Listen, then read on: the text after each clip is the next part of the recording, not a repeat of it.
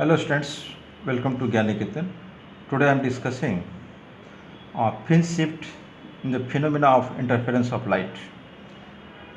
If any transparent sheet having refractive index mu and its thickness t is introduced in one of the paths of interfering waves, then the optical path length of this path will become mu t instead of t, so that its length increases by mu minus 1 into t. Now, initially, its present position of a particular fringe is small y is equal to capital D by small d into delta x, and by introduction of the transparent sheet, its new position of the same fringe would be y dash is equal to capital D by small d into delta x plus mu minus 1 into t, the factor mu minus 1 into t that increases its path length.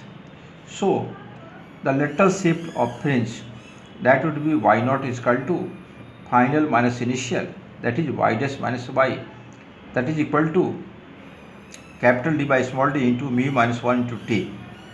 Now, as expression for fringe width exists as beta is equal to lambda capital D by small d. Now, capital D by small d, that would be beta by lambda. So, lateral shift of image, that is y naught is equal to b by lambda into mu minus 1 into t. As this expression is independent of n, that is, it is independent of any particular fringe, so each fringe or the entire fringe pattern is displaced by y naught, and this shifting is towards the side in which the transparent plate is introduced without any change in fringe width.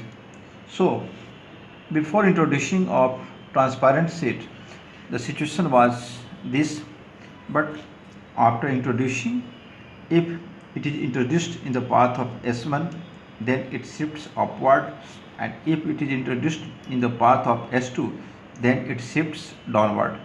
Thanks.